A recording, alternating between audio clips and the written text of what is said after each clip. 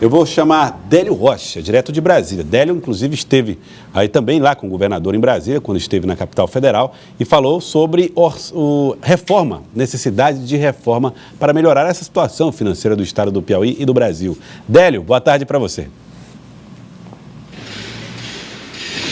Boa tarde, Joelson, boa tarde, Elivaldo Barbosa, e boa tarde a todos que nos acompanham pelo Jornal do Piauí.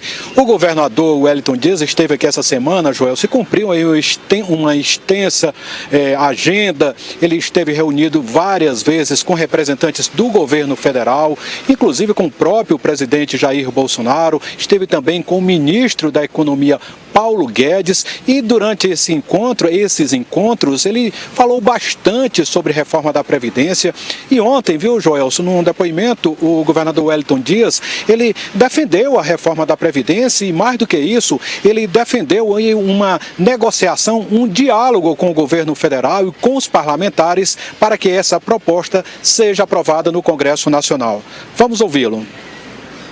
Nós afirmamos que, se de um lado, é verdade, tem pontos em que pedimos para que fosse inclusive retirado da proposta, mas do outro lado, afirmamos que é necessário mudanças para dar equilíbrio na Previdência. O que dissemos também é que a pior reforma é aquela que não é aprovada. Se para aprovar o caminho ao entendimento, então nosso campo político, e também nós, os governadores do Nordeste, tenho certeza, muitos líderes do Brasil, estamos abertos a este entendimento. Uma matéria com entendimento garante condições de maioria no parlamento e aprovação. Joelson, a gente ouviu o governador Wellington Dias falando várias vezes a palavra entendimento, e é isso que o governo e os parlamentares e os governadores estão tentando fazer para que a reforma da Previdência seja aprovada. Ainda mais, Joelson, depois que esta semana o governo federal teve mais uma derrota no Congresso. Ontem, a comissão especial que analisa a MP da reforma administrativa decidiu então fazer com que o COAF, que está no Ministério da Justiça desde janeiro, por decisão do presidente Jair Bolsonaro, ontem esses parlamentares votaram para que o COAF volte para o Ministério da Economia. Isso, Joelson, é uma derrota importante para o governo federal e que acende então o sinal amarelo, o sinal de alerta para o governo, ainda mais aí sabendo que pela frente tem a reforma da Previdência, que é a pauta mais importante, a matéria mais importante do governo federal para este ano, Joelson. Tá, então, Délio Rocha. E outra coisa, Délio, queria que você tratasse aqui, o Elivaldo Barbosa, sobre a necessidade de reformas. O Délio Rocha ouviu parlamentares do PSL, partido do governo do presidente Jair Bolsonaro, e também do Partido dos Trabalhadores, que faz oposição ao PSL. E aí, Délio, o que é que dizem os parlamentares sobre essa necessidade de reformas no Brasil? Olha, Joelson, eu conversei com o deputado general Peternelli, que é do PSL de São Paulo, e Ayrton Faleiro, que é do PT do Pará. Os dois são rivais políticos, os dois partidos são os principais rivais políticos na cena política brasileira, mas eles falam da importância da tramitação dessas reformas, só que eles defendem posições diferentes. É o que a gente acompanha agora. Primeiro, nós da oposição não vamos aceitar atropelamento, ou seja, o governo queria aprovar essa reforma a toque de caixa, desrespeitando os regimentos da casa. Nós podemos debater sobre melhoria no equilíbrio do caixa da Previdência, mas essa proposta do governo, ela mete a mão no bolso da classe trabalhadora, ela retira direitos do povo trabalhador e não ataca os que mais têm e os que mais podem. E nós vamos fazer um debate acirrado também em torno das questões práticas. Nós não aceitamos, por exemplo, esse regime de capitalização. Sempre se atribui a responsabilidade da reforma ao governo. Eu acho que há um equívoco muito grande aí.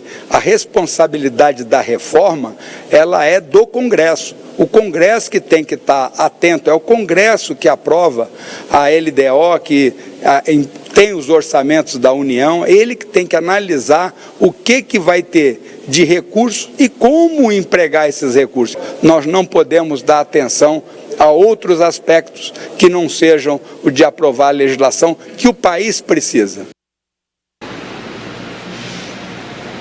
Joelson, o governo vai precisar mostrar força agora nessa reta final desse primeiro semestre, né, nesse início de mandato. Além da reforma da Previdência, que precisa ser aprovada na Câmara até o dia 15 de julho, tem várias medidas provisórias aí com prazo de vencimento para o dia 3 de julho que o governo precisa aprovar, incluindo a da reforma administrativa, que foi feita por meio de medida provisória. E muito aí se fala sobre a dificuldade do governo na articulação política, e agora aí nesse encontro do presidente Jair Bolsonaro com os governadores e com a indicação de alguns emissários para conversar com os parlamentares e inclusive com a criação de um gabinete especial só para tirar dúvidas dos parlamentares sobre a reforma da Previdência. Então a gente percebe que o governo está abrindo os olhos, percebendo que não tem mais tempo a perder, o tempo está correndo e ele precisa então se articular se quiser aprovar todas essas reformas no Congresso Nacional. Joelson. Tá certo, Délio. Obrigado. Obrigado, Délio Rocha, pelas informações direto de Brasília, correspondente Cidade Verde na capital federal. Obrigado, Délio. Muitas reformas para acontecer necessárias, hein, Anivaldo? O governo precisa fazer o que até agora não fez, que é exatamente demonstrar uma articulação afinada, minimamente afinada com o Congresso Nacional. Esses mecanismos são importantes, botar lá um gabinete para dar explicações técnicas, mostrar o que é a importância de cada reforma, mas mais que isso, Joelson, é preciso fazer um trabalho político. Trabalho de convencimento, de articulação, de busca de adesão política. Aí sim, ele poderá criar um ambiente favorável à apreciação dessas matérias. Esse é o trabalho. Agora, Livaldo, deixa eu aproveitar esse momento aqui e fazer uma homenagem a um homem que completa 97 anos de vida, com enormes serviços prestados, não só à política, mas também ao mundo jurídico. Estou falando de Celso Barros Coelho. Aí está ele, Celso Barros Coelho. 97 anos... continua trabalhando, e aí ao lado do Neto, né? Neto, presidente da OAB, né? Celso Neto. Exatamente. Continua firme na luta, na lida, você mesmo esteve com ele. Foi, recentemente.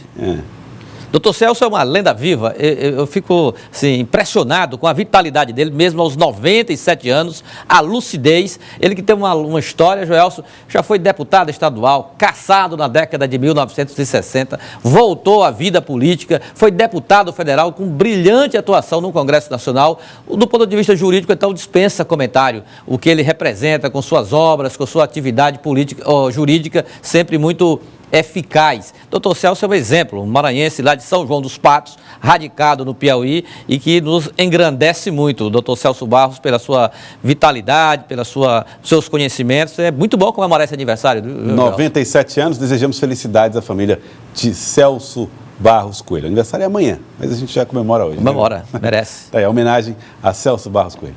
Elivaldo. Professor, para mim, só segunda-feira. Segunda-feira eu prometo que tem mais. Não, para você está liberado. Estou liberado. Eu cansei um pouquinho, mas está liberado. Começou seu final de semana. Agora, é bom saber que para você está só começando. Não, aqui temos muita lenha para queimar e vamos embora, que tem muito Jornal do Piauí.